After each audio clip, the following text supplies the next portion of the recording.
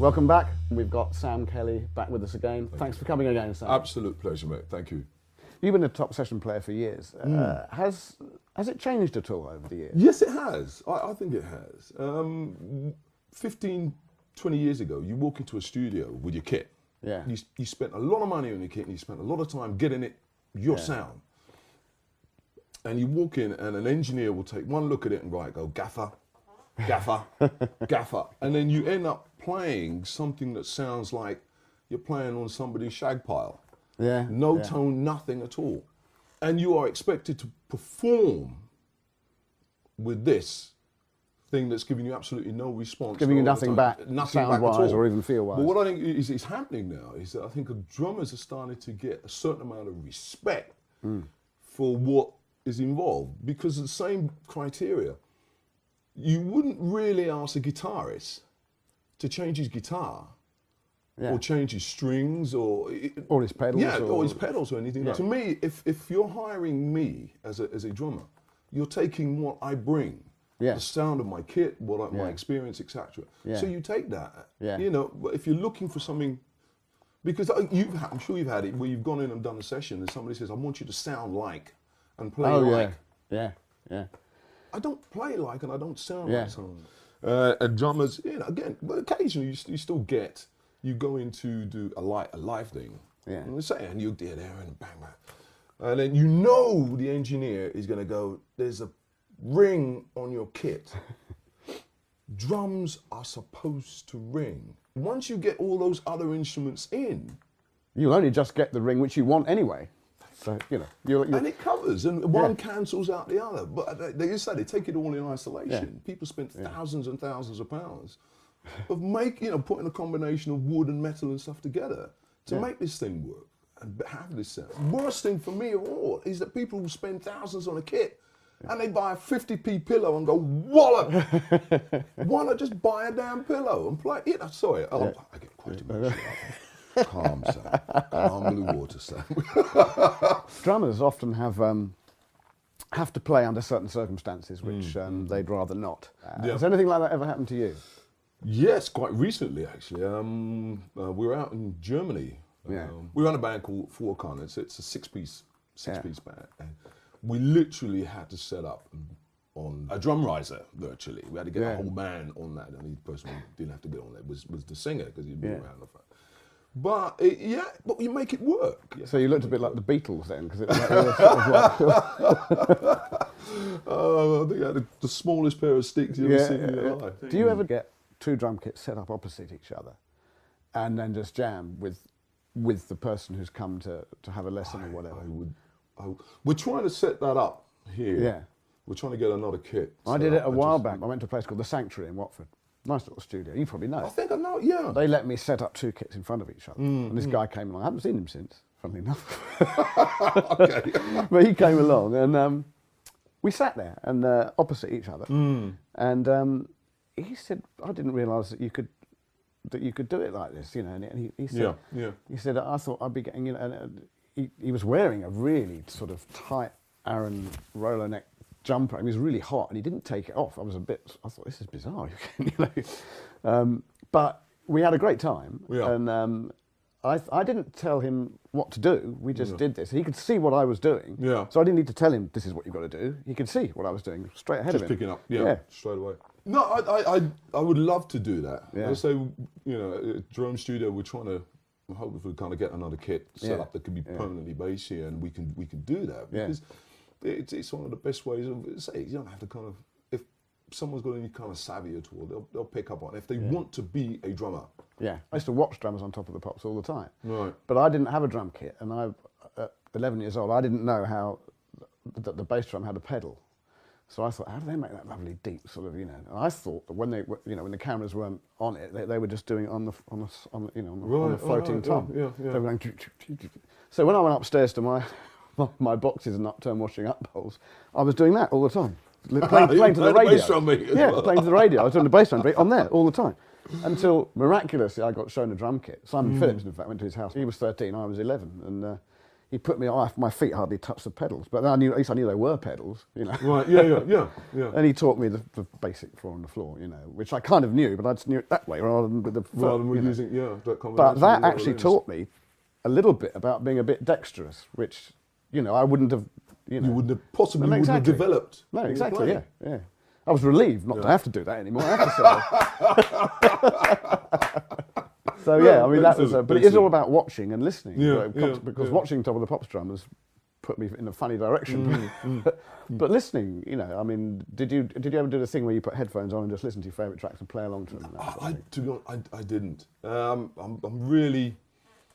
really bad at the practice thing and just. Oh, I never rehearse on my own. I never play on my own. At all. We have that in common as well because I get bored. No, I wouldn't want very to quickly. Yeah. It's just me, just kind of. Yeah.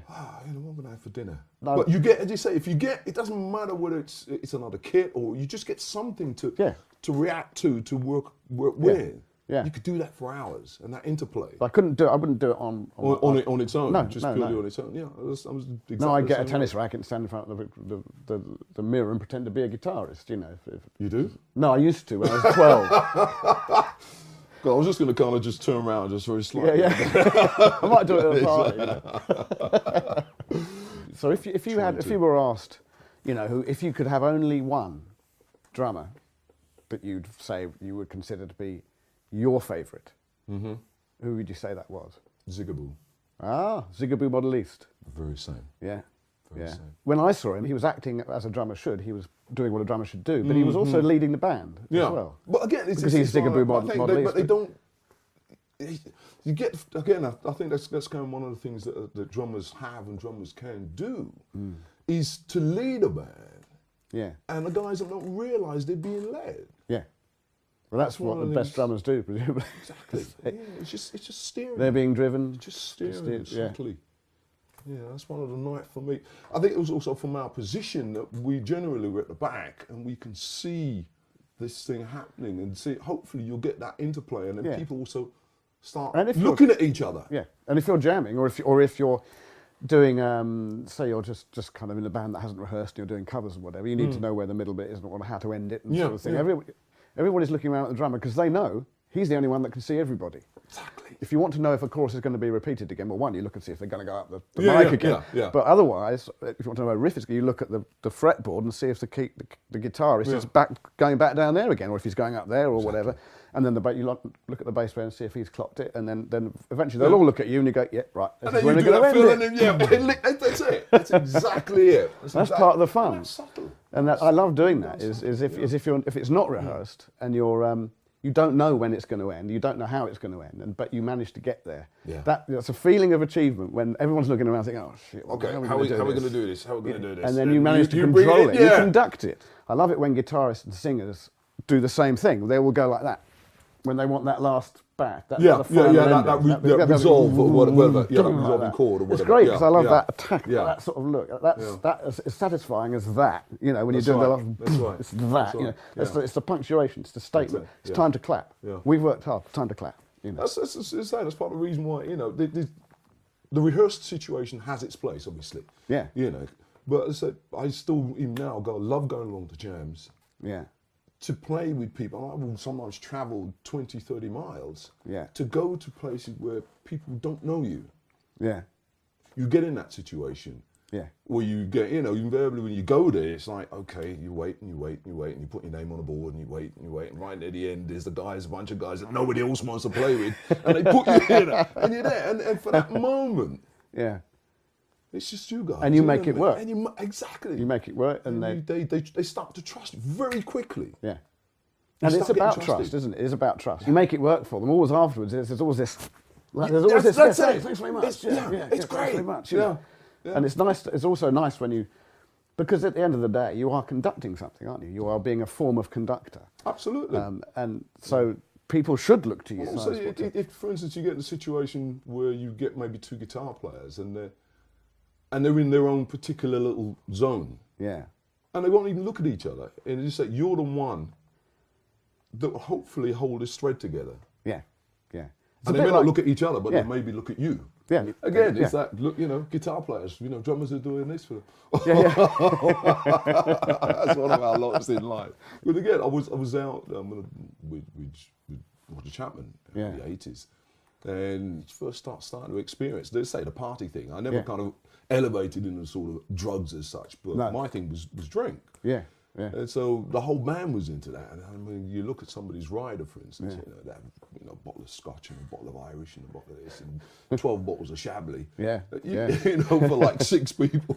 There's only so much you can say. But as you say, the days that were worse were the days off. Yeah. Because you got yourself into that set mindset. So what do you do with the day off? Yeah. You know, what do you do with it? It's you drink or you party. Let's just put it that way. Because you're celebrating the days that were before and the ones that are to come. The ones that are to come. And also you're going, I'm feeling a little bit bored now. What can I do? Okay. There we go. Here we are. Mad, Bad and Dangerous. Love the photo. Love the photo. It's not me. I'm looking forward to reading it. And yeah. If we do another book, would you like to be in it? I would love to be in it, Spike. I really would. Sam, thank you so much for carrying on. Absolute Thanks pleasure, very much. mate. Really enjoyed that. Absolute pleasure. Good read. I know it is. Hi guys, hope you enjoyed that. If you haven't seen the first part of our interview with Sam, just hit the previous vid button. Next up, Kenny Jones from The Faces and the Who. And of course, as ever, if you haven't already, please remember to like, subscribe and share. Cheers. Now, in terms of this cheat sheet, could you see it in? You can't, great. As long as you don't look up. have a look at this. Or look down and up like that. Oh, sorry, wait, cut there. That's great. That's a really nice little. That's a nice little development there. Where are we? Hang on. Yeah, there we go. Oh yeah, here we go. Right, yeah. Well, Jerome, that percussionist. He had the audience at the back of his neck. Some guy tapping him on the back saying, I wouldn't play it like that, mate, no.